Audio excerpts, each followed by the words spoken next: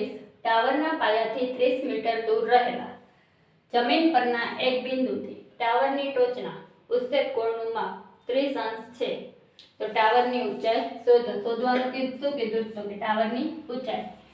તો પહેલા કાટકોણ ત્રિકોણ દોરીએ. ખૂણો બી કાટખૂણો છે. ઉચ્છેદ કોણ કે અવચ્છેદ કોણ કે ખૂણા સી તરીકે થીટા લઈ લેવાનો. અહીંયા તમને માપ આપેલ છે. કેટલું માપ છે? 30. ટાવરના પાયાથી 30 મીટર દૂર રહેલા જમીન પરના, એટલે આ જમીન છે એટલે અહીંયા 30 મીટર.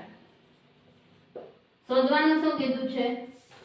ટોચના ઉચ્છેદ કોણનું માપ પણ આપેલ છે તો ટાવરની ઊંચાઈ એટલે શોધવાનું AB છે.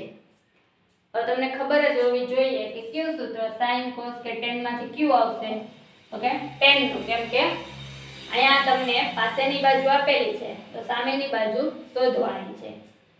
તો પહેલા લખાણ કરીએ. AB ટાવર છે, ખૂણો ACB બરાબર 30 ડિગ્રી અને BC બરાબર 30 મીટર. હવે tan થીટા બરાબર સામેની બાજુ છેદમાં પાસેની બાજુ. થીટાની કિંમત કેટલી આવશે હવે? 30. એટલે tan 30 સામેની બાજુ એટલે આની સામેની બાજુ એટલે AB શોધવાની છે. પાસેની બાજુ શું થશે? 30. ચાલો tan 30 ની કિંમત ખબર હોવી જોઈએ. કેટલી આવે તો કે 1/3 બરાબર AB અને છેદમાં 30. ચોકડી ગુણાકાર કરીએ. 30 × 30 બરાબર √3 AB. AB ને કરતા કરીએ ગુણાકારમાં √3 છે, સામેની બાજુ જાય તો ભાગાકારમાં.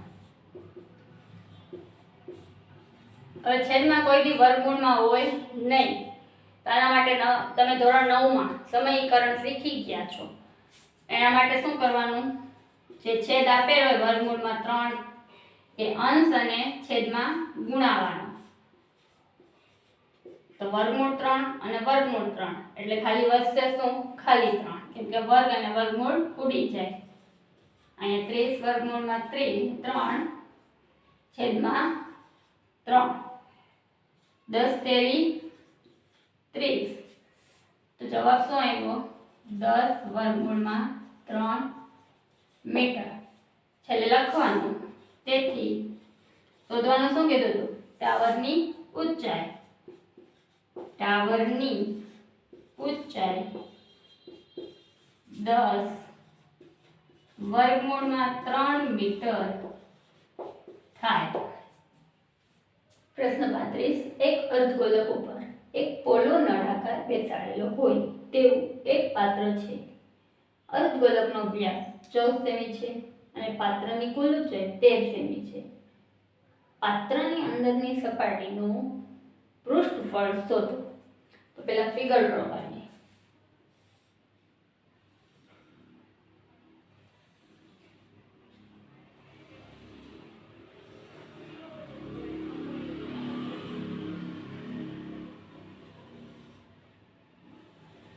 અને આકૃતિમાં શું કીધું છે રકમમાં? તો કે એક પોલો નળાકાર. આ નળાકાર છે અને આ શું છે? તો કે અર્ધગોલક છે. અર્ધગોલકની ઉપર એક પોલો નળાકાર બેસાડેલો છે. હવે વ્યાસ આપેલ છે 14 સેમી. તો વ્યાસ આપ્યો હોય ત્રિજ્યા શોધવી હોય તો એની અડધી થાય. તો આ શું થશે? 7 સેમી. આને પણ આપણે ત્રિજ્યા જ કહેશું. કુલ ઊંચાઈ આપેલ છે 13.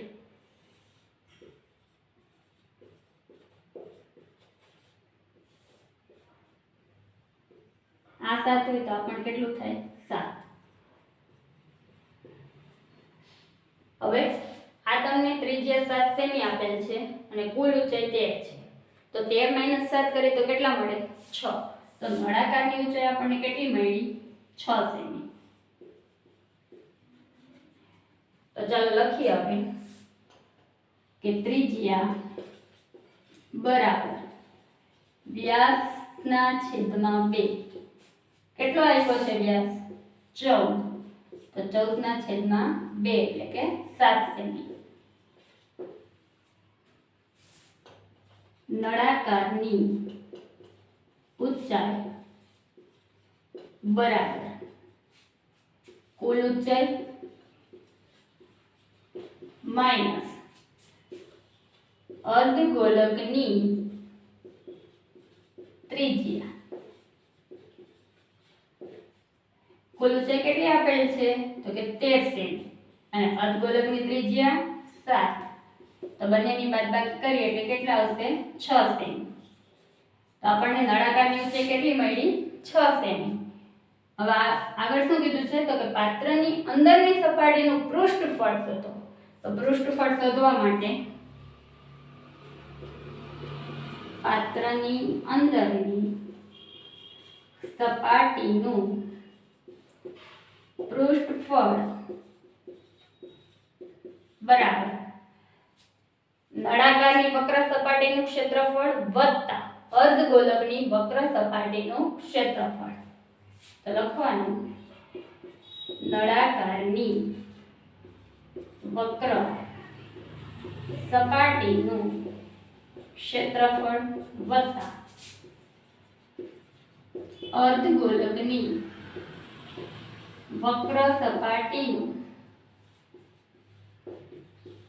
ક્ષેત્રફળ. બંનેના સૂત્ર આપણને ખબર જ છે.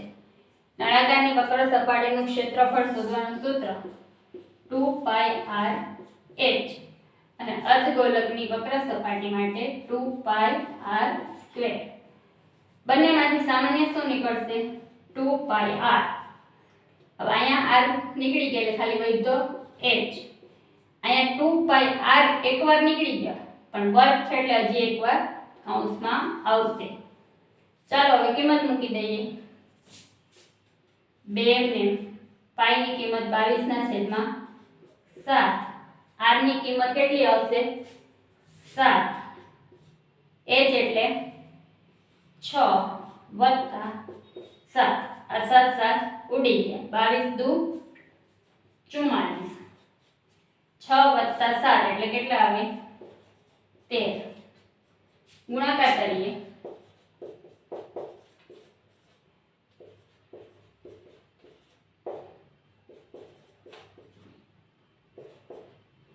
કેટલા એવા? 572 સેમી સ્ક્વેર.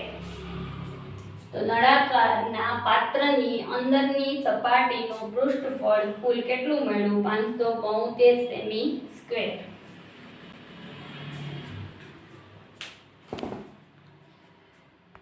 છત્રીસમો પ્રશ્ન. એક નક્કર નળાકારની ત્રિજ્યા અને ઊંચાઈનો સરવાળો 37 સેમી છે. જો નળાકારની કુલ સપાટીનું ક્ષેત્રફળ 1628 સેમી સ્ક્વેર હોય તો ઘનફળ શોધો. હવે ત્રિજ્યા એટલે કે r અને ઊંચાઈ બંનેનો સરવાળો એટલે કે બેની કિંમત બરાબર 37 સેમી આપેલ છે.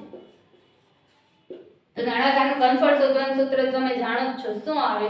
તો કે πr²h. હવે તમને કુલ સપાટીનું ક્ષેત્રફળ આપ્યું છે 1628. પણ આપણે તો r એટલે કે ત્રિજ્યા અને ઊંચાઈ બંને જોશે ને સૂત્રમાં. તો બંને અલગ અલગ કિંમત શોધવી પડશે.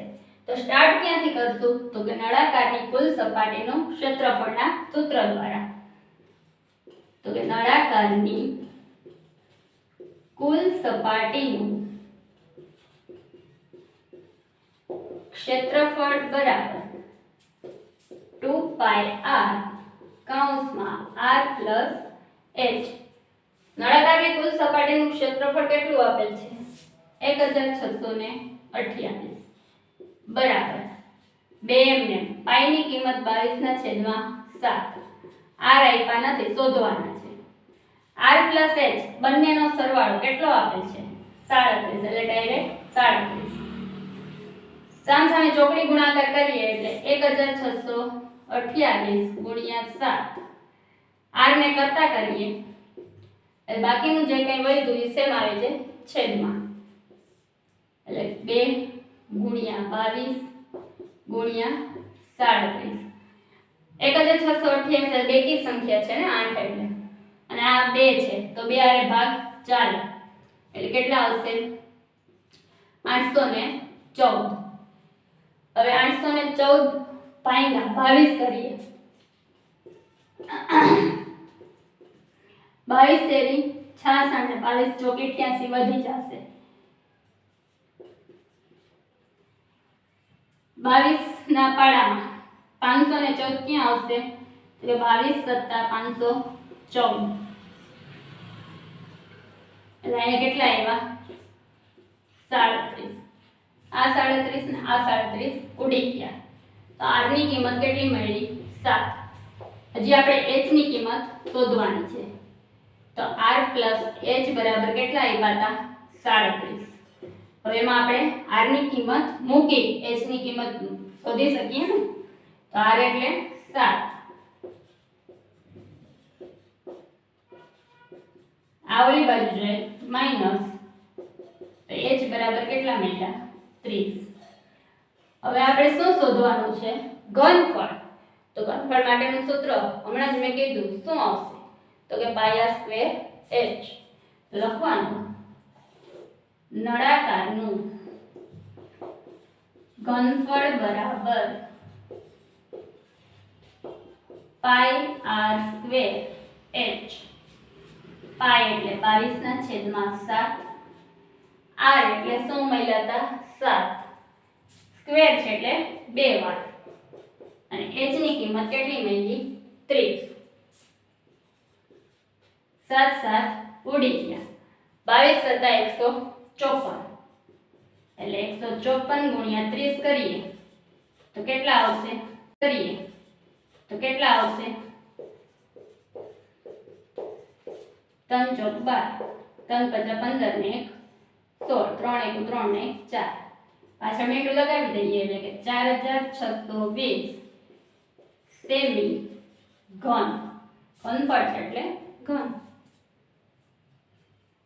પ્રશ્ન 37 એક વર્ગીકૃત માહિતી માટે સિગ્મા fy xi બરાબર 625 સિગ્મા fy 100 તો મધ્યક શોધો એકદમ ઈઝી કાંઈ આમાં કરવાનું નથી ખાલી આપણે મધ્યક એટલે કે x બાર શોધવાનો એના માટેનું સૂત્ર શું છે તો કે સિગ્મા fy xi છેદમાં સિગ્મા fy તો બંને કિંમત આપણને આપેલ છે સિગ્મા fy xi કેટલા છે 625 અને સિગ્મા fy કેટલા છે 100 તો બે મીંડા હોય તો પાછળ કેટલા અંક પછી તો કે બે અંક વધે એવી રીતે મીંડું મૂકવાનું છે તો આપણને x બાર કેટલા મળ્યા તો કે 6.25 તો વિદ્યાર્થી મિત્રો તમારો અહીં પ્રશ્નપત્ર 3 નો વિભાગ બી આજે પૂરો થાય છે આપણે આવતા નેક્સ્ટ વિડિયોમાં પ્રશ્નપત્ર 4 નો વિભાગ એ જોશું જો તમને આજનો વિડિયો ગમ્યો હોય તો લાઈક કરો શેર કરો અને સબસ્ક્રાઇબ કરો થેન્ક યુ